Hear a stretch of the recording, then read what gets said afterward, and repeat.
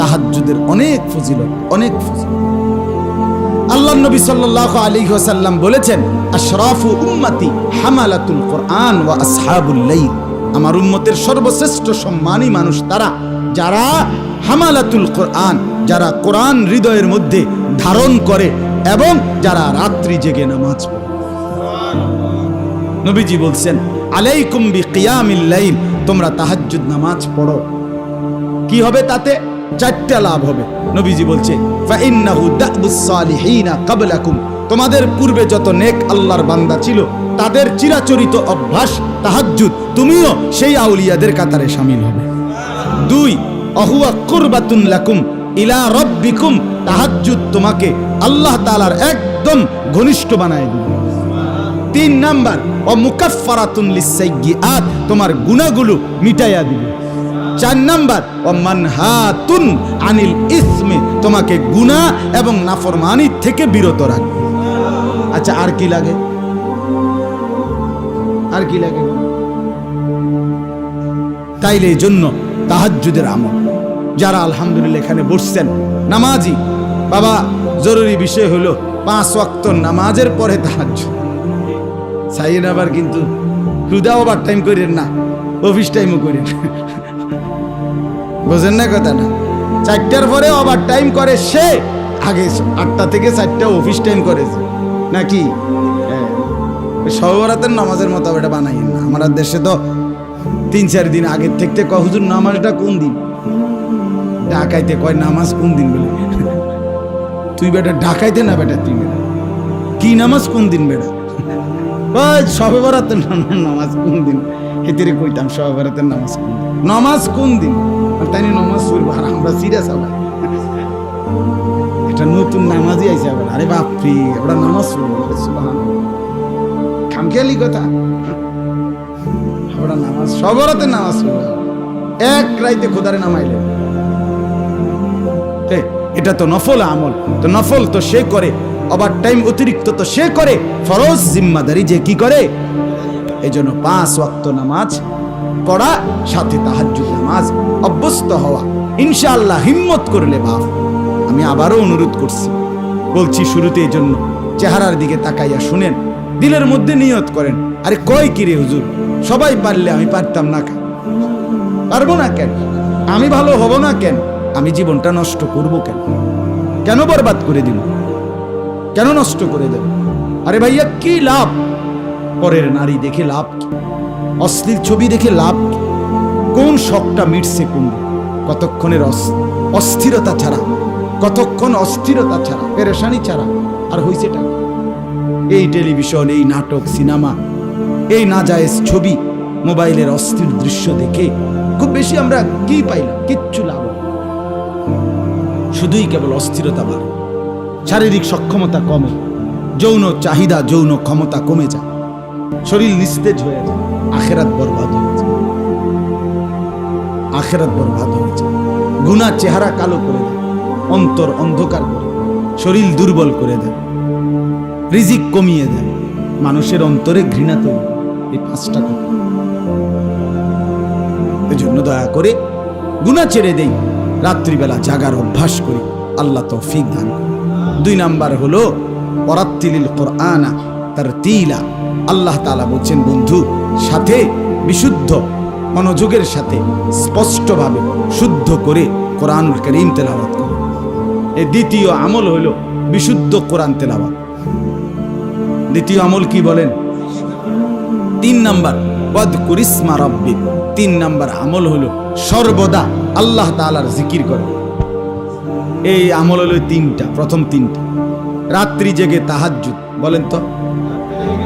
2, বিশুদ্ধ কোরআন তেলাওয়াত। 3, সর্বদা আল্লাহ তাআলার জিকির। কয়টা হইল? আবার কোন? শুধু কোরআন করে হইতো না, বিশুদ্ধ কোরআন করে। আমনে বিশুদ্ধ হইতে, হ্যাঁ, সহি শুদ্ধ হইতে হবে। আমি এই বয়স নাই, আমি স্কুলে পড়ছি, অথবা ছোটবেলায় আব্বাই কামে লাগাইয়া দিছে, বয়স হইয়া গেছে, এসব ফাঁক না আলাপ করে আপনাকে শিখতেই হবে। চেষ্টা করতেই হবে। 90 বছর না 900 বছর বয়সেও কেউ যদি সিদ্ধান্ত নেয় কোরআন শুদ্ধ করব, খোদার কসম আল্লাহ সহজ করে দেবে। আল্লাহর ওয়াদা এটা, বান্দা আও না তুমি, আমি দেখো না সহজ করিনি। ওয়ালাকাদ ইয়াসসারনাল কোরআন, আমি সহজ করেছি রে বেটা, তুমি আসো না। বুঝেন না? সাধুয়ানে বইয়া যদি কয় অন কি আর হে বয়স আসেনি, অন বিড়ি খাওয়ানোর বয়স দা আছে। হ্যাঁ, টেলিভিশনে বেডিত সাউনের বয়স কেমনে থাকে? কথা বলেন না কেন? এই বয়স কি আর অন আছে? কোন বয়স নাই আমরা। আল্লাহ আমাদেরকে বুঝ দান করে। এজন্য দ্বিতীয় নাম্বার কি বলেন? বিশুদ্ধ কোরআন তেলাওয়াত। বলেন না কি? 3 নাম্বার সর্বদা আল্লাহ তাআলার জিকির, উঠতে বসতে হাঁটতে চলতে আল্লাহ তাআলাকে ডাকা। এই 3টা হলো বাহ্যিক আমল। তাহাজ্জুদ, কোরআন তিলাওয়াত, সর্বদা আল্লাহর জিকির। 4 নাম্বার, 5 নাম্বার, 6 নাম্বার হৃদয়ের আমল। 4 নাম্বার হলো তাবাত্তুল ওয়া তাবাত্তাল ইলাইহি তাবতিলা। 4 নাম্বার হলো হৃদয় মনকে মাখলুক থেকে, আল্লাহর সৃষ্টি থেকে সরিয়ে সর্বদা আল্লাহর দিকে ফিরাইয়া রাখা। শয়নে স্বপনে, রাতে কিংবা দিনে, জাগরণে, দুঃখে কিংবা সুখে, সর্বদাই কলিজায় আমার আল্লাহর নাম। কার নাম বলেন না? আমি যা বলার বলবো আমার আল্লাহকে, যা চাওয়ার চাইবো আমার আল্লাহর কাছে, দিল আমার আল্লাহর দিকে ফিরান। এই অন্তরে এটার কয় তাবাত্তুল। কন্ত কি কইছি? তাবাত্তুল। বলেন বলেন, তাবাত্তুল। ফাইতেন না বলে আপনি জীবনও ফাইতেন। তাবাত্তুল অর্থ হলো আল্লাহর সৃষ্টি থেকে দিল সরিয়ে অন্তর কার দিকে ফিরিয়ে রাখা। 5 নাম্বার হলো তাওয়াক্কুল। লা ইলাহা ইল্লা হুয়া ফাত্তাখিযহু ওয়াকিলা।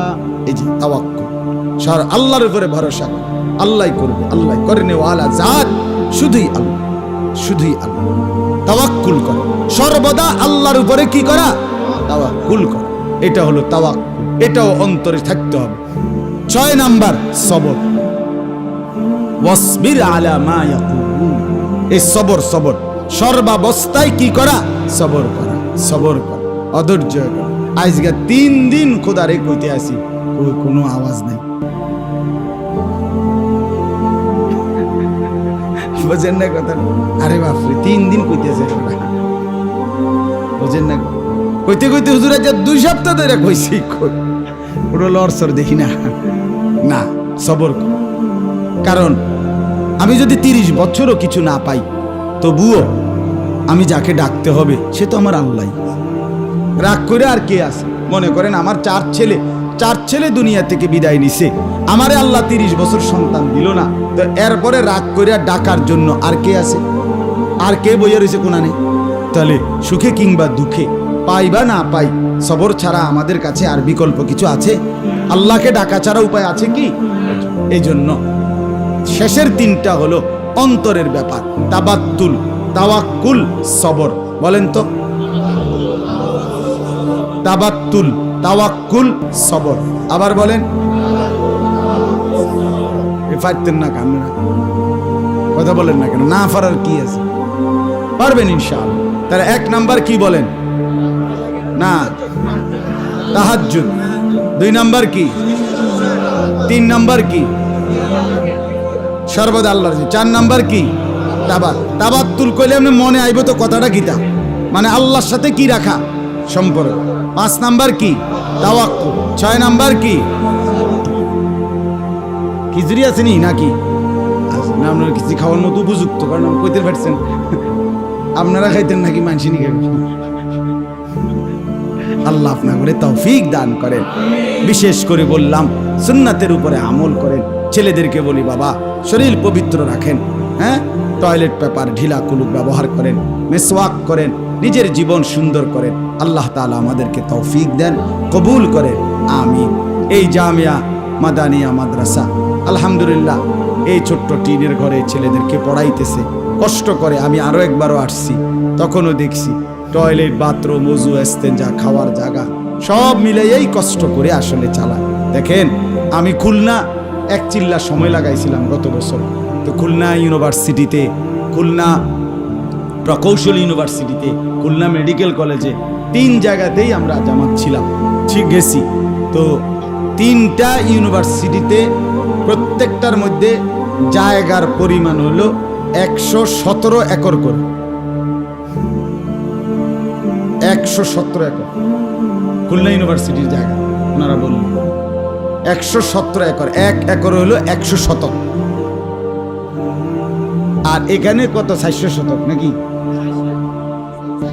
শুধু 400, সেটাই বলছি। মৌলানা বললেন মাত্র 400।